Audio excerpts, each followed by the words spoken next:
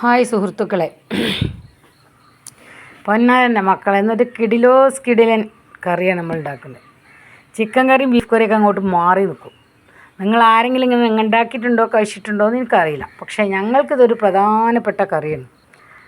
എന്താ സംഭവം എന്നല്ലേ, മുരിങ്ങ പത്തിരിയിലേക്ക് കറി ഉണ്ടാക്കുക. മുരിങ്ങയില കൊണ്ട് പത്തിരിയിലേക്ക് കറി ഉണ്ടാക്കുക. ഒരു വല്ലാത്ത ടേസ്റ്റാണ് ആ പത്തിരിയും മുരിങ്ങയില കറിയും കൂടി കഴിക്കാൻ. അത് ഒരു പണിയില്ല.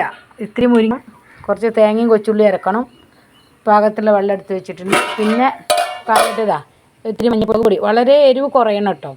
ആ മുളക് പൊടിയും ഉപ്പിട്ടിട്ട് നന്നായിട്ട് ആ മുളക് വേവണ വരെ ഒന്ന് അടുപ്പത്ത് വെക്കുക. മുളകൊന്ന് അങ്ങോട്ട് വെന്ത് കഴിയുന്ന സമയത്ത് മുരിങ്ങയിലിടുക, ഒന്ന് ഇളക്കി കൊടുക്കുക. കാരണം അറിയാലോ മുരിങ്ങയിലേക്ക് വലിയ വേവില്ല എന്നത്. ഇട്ടിട്ട് ഇളക്കി കൊടുക്കുക. അത് കഴിഞ്ഞ് എന്ത് ചെയ്യുക, ഒന്നങ്ങോട്ട് ചൂട് കയറി വെന്തു തോന്നുമ്പോൾ, എന്നാൽ വല്ലാതെ ഒന്നും വേവിക്കാൻ പറ്റില്ല, കഴിക്കൂലേ. അത് കഴിഞ്ഞ ഉടനെ തേങ്ങ പാരുക. ഇത്രേ പാടുള്ളൂ, സിമ്പിൾ പരിപാടി. പക്ഷേ കിടിലൻ കറിയും. പത്തിരി തിന്നാലും മതിയാവില്ല. ചെറിയ പത്തിരി കേട്ടോ, നൈസ് പത്തിരി. നിങ്ങൾ ഇനി അതിനെന്തൊക്കെ പറയാമെന്ന് എനിക്കറിയില്ല. ഞങ്ങൾ ചെറിയ പത്തിരി കറി, അല്ലെങ്കിൽ നൈസ് പത്തിരി എന്ന് പറയും. അപ്പോൾ ഇതാണ് ഇന്നത്തെ ഞങ്ങളെ പ്രഭാത ഫുഡിൻ്റെ കറി.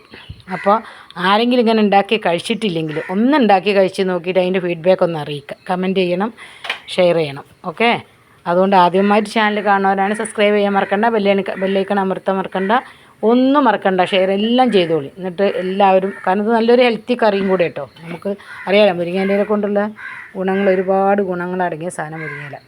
അപ്പോൾ എല്ലാവരും ഇതുണ്ടാക്കി കഴിക്കാത്ത എല്ലാവരും നൈസ് പത്തിരി ഉണ്ടാക്കി, മുരിങ്ങയില കൊണ്ട് ഇതുപോലൊരു കറി ഉണ്ടാക്കി എല്ലാവരും കഴിച്ച് നോക്കുക.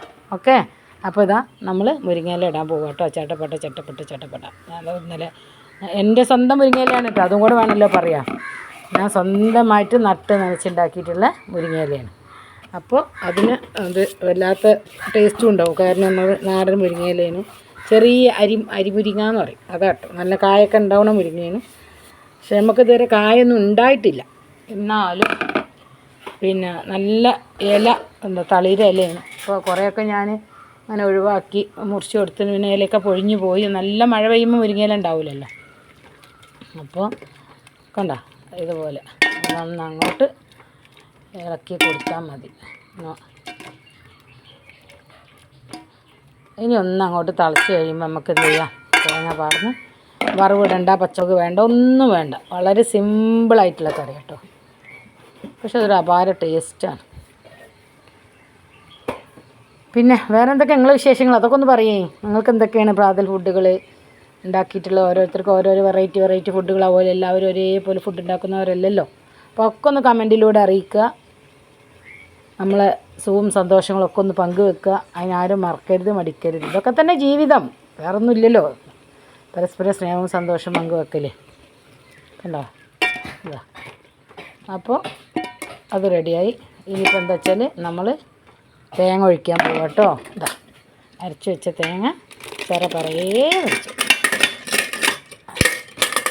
ഇനി നമുക്ക് എന്ത് ചെയ്യുന്ന വെച്ചാൽ ആവശ്യമായ വെള്ളം ചേർക്കാം.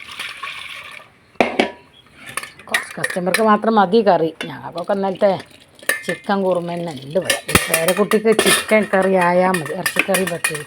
പിന്നെ ആൾക്കൊന്ന് വൈകുന്നേരം വരെ അതന്നെ വേണം, പത്തിരി കറി. കണ്ട ഇത്രയേ പണിയുള്ളൂ. അപ്പോൾ നമ്മുടെ കിടിലൻ മുരിങ്ങയില കറി റെഡി.